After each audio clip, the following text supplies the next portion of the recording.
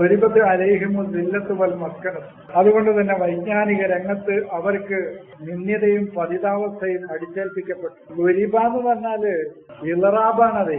ഇളറബക്കൊന്നും വെട്ടുകയെന്നൊന്നും അർത്ഥമില്ല കേട്ടോ. എങ്ങനെ ഈ വെട്ടുകയെന്നുള്ള അർത്ഥം കിട്ടിയെന്ന് അറിയില്ല. അതപ്പോഴത്തെ ടിവിയിലും എന്താണ് സോഷ്യൽ മീഡിയയിലൊക്കെ ഭയങ്കര വെട്ടാണ്. ഒന്നിരിപ്പോ ഫോക്കല്ല അതിനകത്ത് പെരടിക്ക് മോളിൽ വെട്ടുക. എന്തിനാ മോളിൽ വെട്ടണ? പെരടിക്ക് വെട്ടിയാ പോരെ.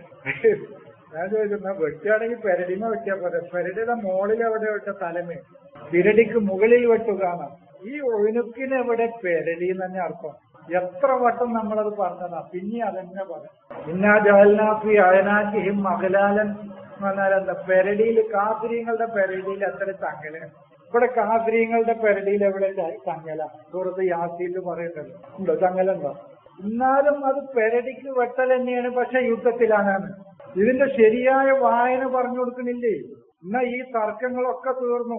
ഞങ്ങൾ ഒഴുക്ക് എന്ന് പറഞ്ഞാൽ ഇന്നാ ജഅൽനാ ഫീ അഅനാഖിഹിം അഗ്ലാലൻ വജഅൽനാ മിൻ ബൈനി ഐദിഹിം സദ്ദൻ എന്നൊക്കെ പറയുന്നത്. മിൻ ബൈനി ഐദിഹിം സദ്ദൻ വമിൻ ഖൽഫിഹിം സദ്ദൻ എന്നൊക്കെ പറഞ്ഞാൽ എന്താ? അത് മതിലാണോ? ഈ ചുമരാണോ? അപ്പൊ ആ സദ് അല്ലല്ലോ. അത് ഇവന്റെ ബുദ്ധി പ്രവർത്തിക്കാത്ത ഒരു സദ്, പാരമ്പര്യ വിശ്വാസങ്ങളെ സ്വീകരിക്കുന്ന രണ്ടാമത്തെ സദ്. ഈ രണ്ട് മതിലുകളാണ് അവനെ സത്യത്തിൽ നിന്ന് തടഞ്ഞു നിർത്തുന്നത്. ഒഴുക്ക് എന്ന് പറഞ്ഞാൽ ഒഴുക്കിനെ തിരിച്ചു വായിച്ച കനാന, സംതൃപ്തം, തന്റെ അറിവ് മാത്രം മതി എന്ന ഒരു കനാഹത്തിൽ മനുഷ്യൻ എത്തിപ്പെടലാണ്.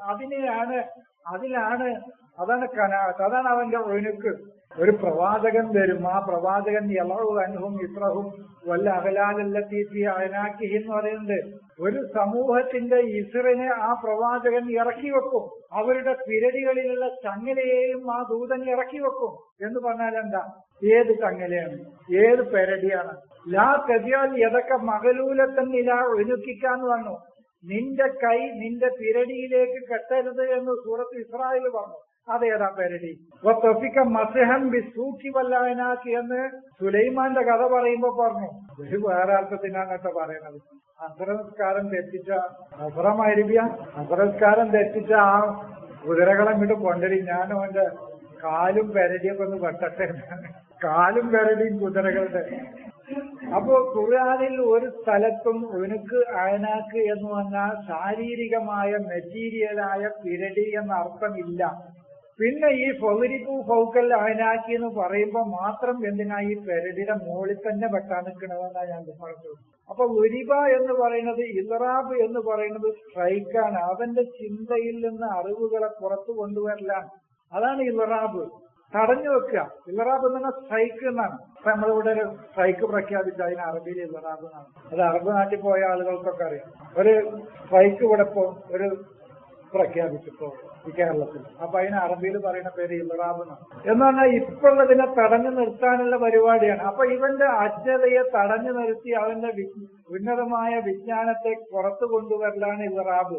ഇവിടെ ഇവന്റെ വിജ്ഞാനത്തിന്റെ മേഖലകളെ തടഞ്ഞു നിർത്തി അജ്ഞതയുടെയും വൈജ്ഞാനികമായ പതിതാവസ്ഥയുടെയും അവസ്ഥയിലേക്ക് അവൻ പോവുകയാണ്. അതാണ് വരിബത്ത് അലൈഹിം ദില്ലത്തു വൽ മസ്കനത്തു എന്ന് പറയുന്നത്. അതാണ് ഞാൻ പറയില്ല, വലക്കതിന് അസറക്കുമുല്ലാഹു ബിബദ്രിൻ വഅന്തും അദില്ലത്തു എന്ന് പറഞ്ഞില്ല. അതാണ് ദില്ലത്ത്. വൈജ്ഞാനികമായ വളരെ താഴെ തട്ടിലുള്ള അവസ്ഥയും മസ്കനത്ത് മിസ്കീനായ അവസ്ഥയാണ്. വിജ്ഞാനത്തിന്റെ രംഗത്ത് അവൻ മിസ്കീനിലേക്ക് പോയി. അതാണ് മസ്കനത്ത്.